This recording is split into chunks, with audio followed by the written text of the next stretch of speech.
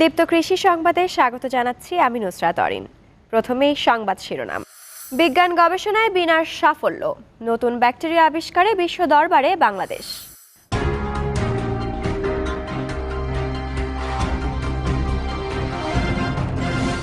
জার্মানির হাইডেলবার্গ বিশ্ববিদ্যালয়ে গবেষণার সময় নতুন প্রজাতির ব্যাকটেরিয়ার সন্ধান পান বাংলাদেশ কৃষি বিশ্ববিদ্যালয়স্থ বিনার বিজ্ঞানী ডক্টর মোহাম্মদ হারুনুর রশিদ। নতুন ব্যাকটেরিয়ার নাম দেওয়া হয়েছে রাইজোবিয়াম বাংলাদেশেন্স। গবেষকের দাবি, এই ব্যাকটেরিয়া আবিষ্কারের ফলে দেশের ডাল জাতীয় ফসল চাষে রাসায়নিক সারের ব্যবহার কমে আসবে।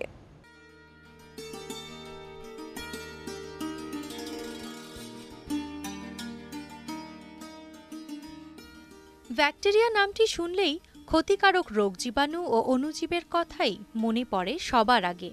কিন্তু ক্ষতির পাশ কাটিয়ে উপকারী ব্যাকটেরিয়ার সন্ধান এবং তা নিয়ে গবেষণা পশ্চিমা দেশগুলোতে বেশ পুরনো। মানবদেহ ও ফসলের উপকারী এমন ব্যাকটেরিয়া নিয়ে বাংলাদেশেও চলছে পরীক্ষা নিরীক্ষা।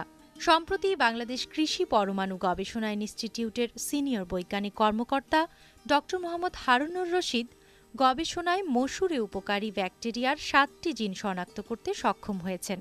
এ ধরনের ব্যাকটেরিয়াকে কৃষির জন্য অধিক উপকারী হিসেবে কাজে লাগাতে সন্ধান করা হচ্ছে এর উৎস। সারা পৃথিবীতে মসুরের যে শিকড়ে যে নডিউল তৈরি করে ব্যাকটেরিয়া, যে ভালো নডিউল হইলে পরে ওই রাসায়নিক সারের প্রয়োজন হয় না। আমার ওই দিকে ব্যাপক একটা আগ্রহ দেখা দেয় যে মসুর ফসলে যে নডিউলটা তৈরি করে বাংলাদেশে, সেটা আসলে কোন ব্যাকটেরিয়া দিয়ে তৈরি করে, এবং সেই বিষয় নিয়ে আমি গবেষণা করার জন্য একটা গবেষণাপত্র তৈরি করি এবং দীর্ঘ প্রায় 7 বছর গবেষণা করে আমি প্রথম 2012 সালে বুঝতে পারি যে বাংলাদেশে যে ব্যাকটেরিয়াটা পাওয়া যাচ্ছিল মসুর ফসলের সাথে, এটা নতুন ব্যাকটেরিয়া।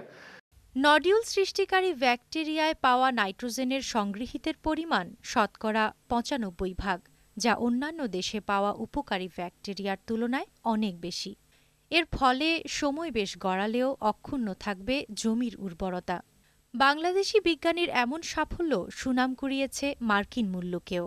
গবেষণায় প্রাপ্ত 4 শতাধিক সিকোয়েন্স জায়গা করে নিয়েছে জিন ব্যাংকে।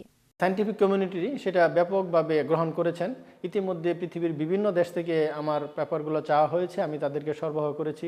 ইতিমধ্যে আমরা বলি সাইটেশন, পৃথিবীর বিভিন্ন দেশে ভালো ভালো জার্নালে প্রায় 20টার উপরে সাইটেশন আমি ইতিমধ্যে লক্ষ্য করেছি এবং তারা আমার গবেষণাটাকে ফলো করছে, তারা উদাহরণ হিসাবে দিচ্ছে। আমরা যারা সায়েন্টিফিক কমিউনিটি, আমাকে বলি যে এক্সাম্পল হিসাবে এটাকে নিচ্ছে।